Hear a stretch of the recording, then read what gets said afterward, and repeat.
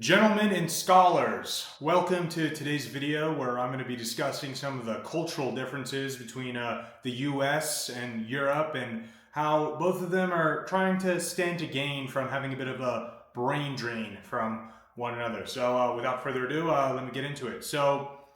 Prefix, I was born in the US, but I grew up in Europe. I spent 10 years in London, and then I went to Hungary for 4 years, in Debrecen and in Budapest for university, and I lived in Valencia, and I lived in Vienna while I was living in Europe. So I have a bit of a, I guess you could say, a unique view on these kinds of things. So I just want to give my perspective and how both of them stand to gain. So let's take a look at Europe and their cultural social contract. So in Europe, your life is going to be pretty chill, I guess. Like your life there is designed to regress to the middle class, meaning it doesn't matter if you're born lower class or upper class. If you just put in the standard amount of work and you didn't inherit a shit ton of money, as aristocrats do, then chances are you're going to live a pretty middle class life, which is a great life. It's you work 40 hours a week, 9 to 5.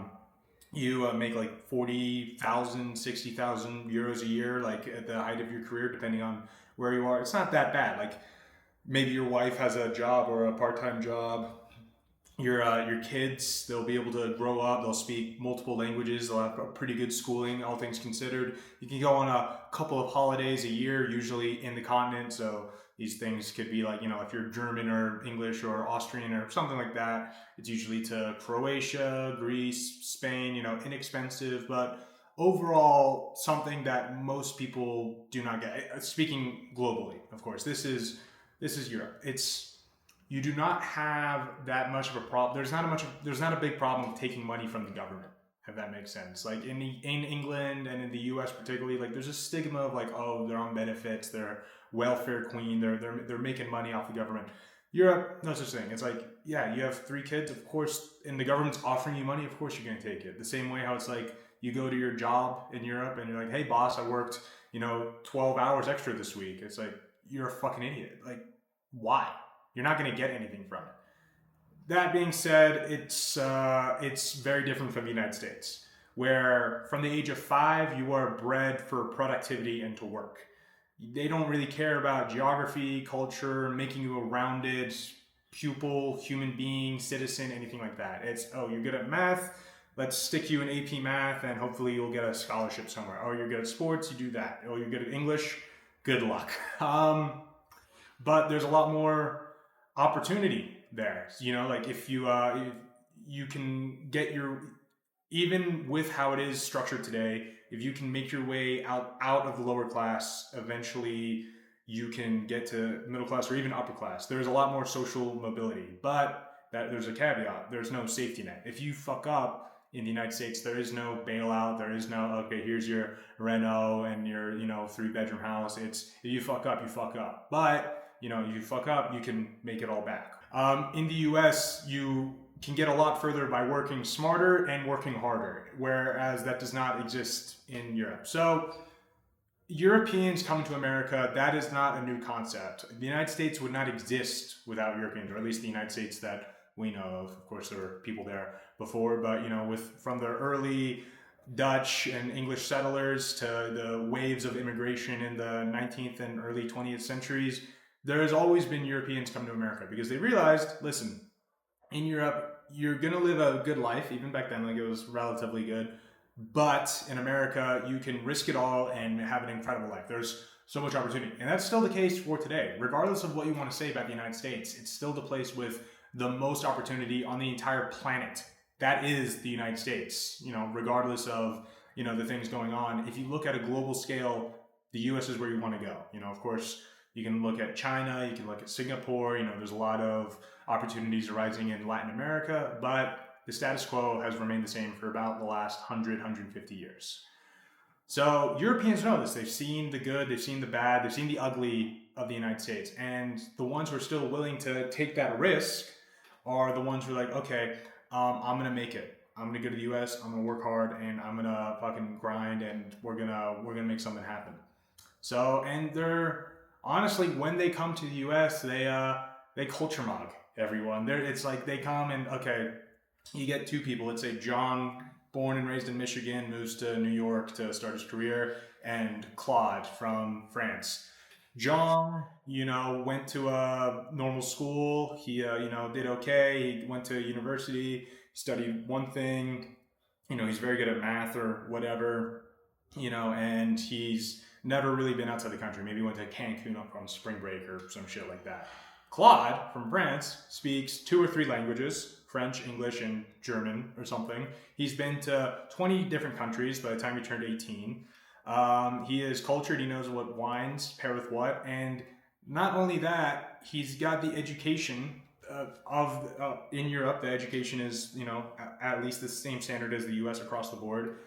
And he knows what it's going to take. He knows that if he works hard, this is the only place in the world that's going to take him. That is going to make him go forward. If he stayed in Europe and he worked 60 hours weeks, he's going to stay roughly the same. If he goes to America and does that, he's going to have a much better chance of living a fantastic life. A boss hires John and Claude, who's going to do better? Claude is much better at socializing. He's a more rounded human being, and he's got basically the same education as John, but there's a bit of a he can network his way to the top.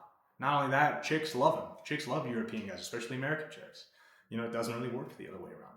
I get the wanting of Europeans to want to go to America. Now let's look at the flip side. You see this a lot more recently with Americans coming to Europe. So this is what happened with my parents. My father was a banker who worked for Bear Stearns. He lost his job in 2008, and he got offered a job in London. And one of the main reasons why he took that job was because he knew that this would culturally round me and my brothers.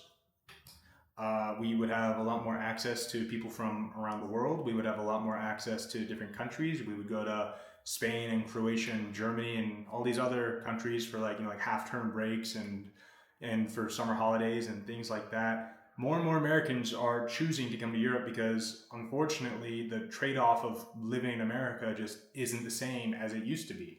It's no longer if you work hard and play by the rules, you'll do well. It's you have to get really, really lucky to have that now, or at least compared to 70 years ago. And they're being held to the same standards of 70 years ago of, oh yeah, you just work in a gas station part-time and your wife doesn't have a job and okay, cool, you got a house now and 2 cars and 10 kids and you can afford it. That doesn't exist anymore, unfortunately. It would be nice, but that's just not the world we live in. So Americans are choosing to come to Europe to be like, okay, there's healthcare, which of course is a massive burden off your shoulders. You can drive 5 hours and go across like 3 different countries potentially. Your children will learn multiple languages theoretically, as long as they're not in England, but like in France, Germany, every other country, it's like English is one of the languages taught in schools. It just is.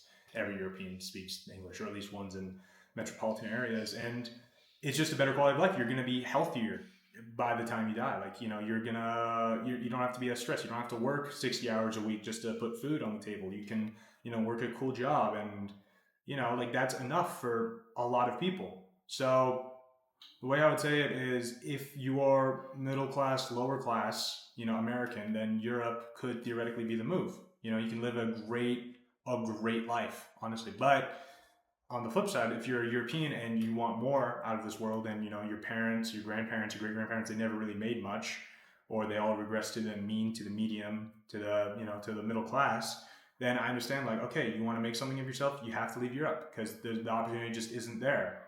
So yeah, like I'm not saying one is better than the other. I understand both arguments, and in this modern world, it's hard for someone to choose, but I respect people who make either choice. And that's all I have to say about that. And, I look forward to seeing you guys in the next video. Peace.